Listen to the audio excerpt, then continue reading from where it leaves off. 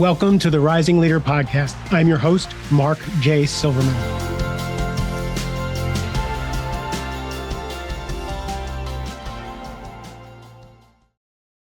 The first time I heard the term true freedom in my adult life that I actually paid attention to when I was diagnosed with A.D.D as an adult. And I went down the rabbit hole of reading books and watching videos and just trying to learn, how do I pay attention? And I ran across this phrase: true freedom is being able to place your attention where you want it, when you want it, for how long you want it. And I just stared at the page. And for me, that was like, what is this magic? Like, that is not something I've ever been able to do except with my addictions or something entertaining.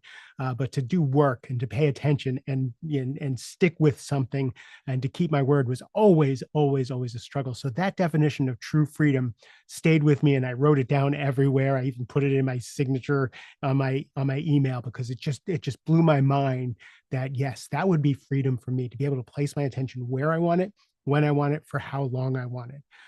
Still struggling with that. That's why I wrote only 10s, so I could figure out my way to do the best with that. Then we go down the spiritual rabbit hole of true freedom, and that can take days and years and decades to learn. But let's take a simple example of this.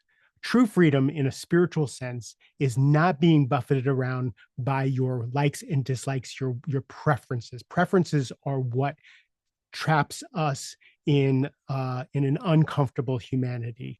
Now, I'm not saying that you can't have preferences. I'm just saying when we're absolutely buffeted about and upset when our preferences aren't taken into consideration, that's something to look at. So let's say you order vanilla ice cream, and the person brings you chocolate ice cream.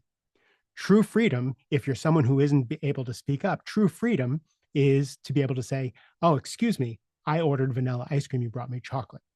Now, truer freedom would be, if a truer, spiritual, emotional freedom would be if the person says, "Oh no, you ordered chocolate, and you ordered vanilla, and everybody at the table knows you ordered vanilla." Now, for me, being wrongly accused, that kind of thing would get my trigger up, and I'd be very upset.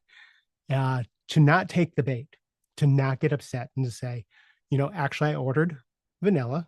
Can you please bring me vanilla? And to just drop it right there, which is not something like I can do automatically. It's something I've had to practice, but you just do that. Now let's go even further. If you really want to know what true freedom is from preference, is you order vanilla ice cream, they bring you chocolate. And unless you're allergic to chocolate, you say, you know what? The universe wants me to have chocolate. I'm good with chocolate. It's my birthday, and we're having a picnic outside, and it rained. Oh, well, I guess we'll change plans and we'll have it inside. Again, that's emotional freedom. How does this apply to leadership? In leadership, too many times we are completely taken over by what we make up about a situation, what it means, what triggers it hits inside of us. So a leader who feels disrespected in a meeting may blow up in the meeting. That's not freedom. That's being in prison. Needing to have credit, like let's say you did a piece of work and someone else was praised for that work, and needing to have that credit is not freedom. It's a prison to have that acknowledgement. Now, we can keep going around the wheel because everybody's different. Now, true freedom may be someone, if you've always been doing the work for someone and someone else is taking credit, true freedom may be finding the courage to walk in and actually say, actually, that work was mine. I did that work. That might be true freedom for someone. So it's always relative when we talk about this. True freedom is for you to be able to do what you need to do, say what you need to say in a given situation, or let go of what you need to let go of in a given situation. So for me, as a people pleaser, most of my life, again, writing only 10s, I learned that I was doing everything for approval, for other people's agendas and wanting them to like me and wanting them to think that I'm competent and can do everything and all that stuff.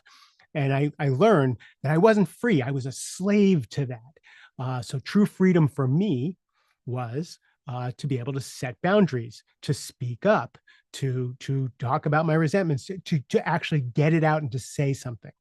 Now, fast forward a couple of decades, and truer freedom for me is to let it go, is to be able to not even have to set a boundary, to say no without explanation, to show up and leave a party if I need to leave because I'm tired or I need to go someplace and not be the person cleaning up.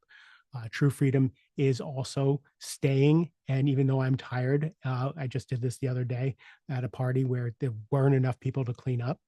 And I stayed till the bitter end, way past my bedtime and cleaned up because I felt like that was the thing to be of service.